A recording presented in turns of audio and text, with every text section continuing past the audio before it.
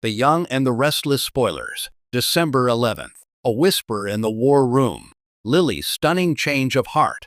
The air in Genoa City is frigid, but the real chill has been emanating from the executive suite at Chancellor Winters. For months, viewers of The Young and the Restless have watched Lily Winters, a fortress of resolve and modern business acumen, wage a cold war against the man who was once the love of her life, Kane Ashby. Their battle over the custody and future of their company has been less a skirmish and more a scorched earth policy, with Lily's icy determination as the prevailing wind. But in a stunning turn of events set for December 11th, that wind shifts. A crack appears in the glacial facade. Lily Winters experiences a change of heart so profound it threatens to rewrite not just a business proposal, but the very history of their fractured family. This isn't a sudden, soapy reversal born of a single dramatic moment. The brilliance of this narrative pivot lies in its quiet, cumulative construction. The December 11th episode is the culmination of subtle pressures and half-forgotten echoes that have been building for weeks. The catalysts, a trio of truths. Lily's change of heart is triggered by a confluence of three key forces. First, there is the children. A poignant, unscripted moment with her sons, Maddie and Charlie, becomes a mirror held up to her ambition. They aren't asking about merger terms or stock valuations. They're asking why Dad looks so sad, and when they can all have a pizza night again without the table feeling like a boardroom. Their simple longing for unity, devoid of corporate jargon, strikes a chord Lily has long suppressed. She built Chancellor Winters as a legacy for them, but in forging that empire, has she inadvertently shattered the foundation of their family? Second, there is an unexpected ally, Jill Abbott. In a powerhouse scene, Jill, the family's formidable matriarch, doesn't command or manipulate. Instead, she reflects.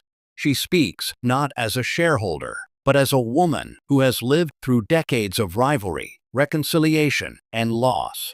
I spent half my life at war with Catherine, she tells Lily, her voice uncharacteristically soft, and the other half realizing she was the anchor I never knew I needed. Don't confuse strength with never bending, Lily. Sometimes the strongest thing you can do is reconsider. Jill's words reframe the conflict from a battle for power to a potential missed opportunity for a deeper, more resilient partnership. Third, and perhaps most devastatingly, there is Kane himself. A critical business negotiation takes a turn when Kane, rather than leveraging a newfound advantage, makes a concession. It's not a trick. It's a genuine, disarming act of good faith aimed at protecting the company's employees, the very people Lily also cares for. In that moment, she doesn't see her adversary. She sees the man she married, impulsive, perhaps, but with a core of protective loyalty she had allowed bitterness to obscure. The ghost of the charming, devoted Kane, the man who crossed oceans for her, flickers back to life in his weary eyes. The turning point, a boardroom confession. The climax of this internal revolution occurs in the least likely of places, the Chancellor Winters boardroom. Surrounded by glass, steel, and the imposing portrait of her legacy, Lily is expected to deliver the final, crushing blow to Kane's proposal for a cooperative business venture. The team is assembled. The documents are ready. Kane sits bracing for impact. But Lily pauses. The silence is deafening. She looks from the cold financial projections on her tablet to the living, breathing human being across from her. I've been considering our position, she begins, her voice steady but different, less cutting, more thoughtful. What follows is not a surrender, but a strategic and emotional recalibration. She outlines not the rejection of Kane's ideas, but a synthesis. She acknowledges the merits in his passion for grassroots brand development, while holding firm on her principles of corporate governance. It's a masterstroke of leadership, but it's powered by something far more personal. In a private moment after the meeting, she stops him.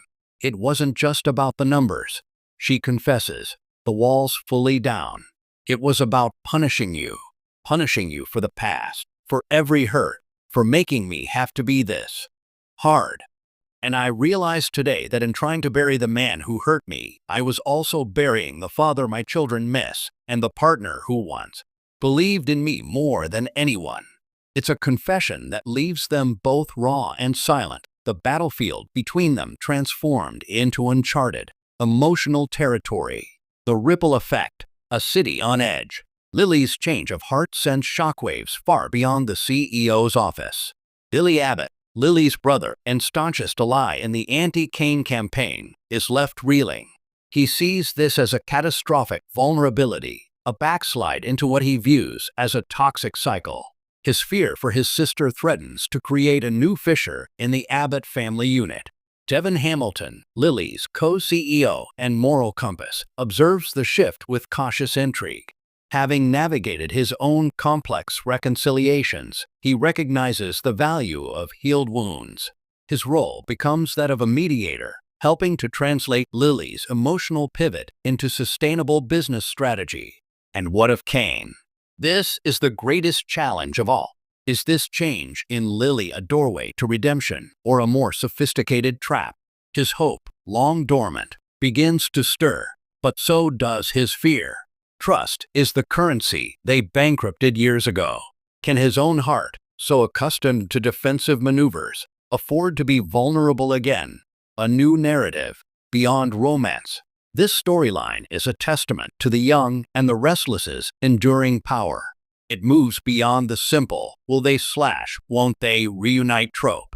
This is about the archaeology of a long-term relationship, the layers of love, betrayal, parenting, and shared history that can never be fully erased. Lily's change of heart isn't about running back into Kane's arms. It's about acknowledging that their stories are irrevocably intertwined and that the future of their family and their company may be stronger with a thread of cooperation woven through the fabric of their rivalry. For fans, the December 11th episode promises a rare and rewarding depth. It's a character study in real time, showcasing the exceptional range of Crystal Callel, Lily, who must convey a seismic internal shift with a glance, a hesitation, and a softened tone. It asks complex questions. Can people truly change? Can past pain be composted into future growth? And in the high-stakes world of business and family, is there a courage greater than the courage to simply change your mind? As the Genoa city holiday lights twinkle to life, Lily Winters' change of heart offers a different kind of light, the fragile, hopeful glow of a bridge, being built not from new materials, but from the careful, courageous repair of what was once broken. The war may be pausing, but the real drama of peace is just beginning.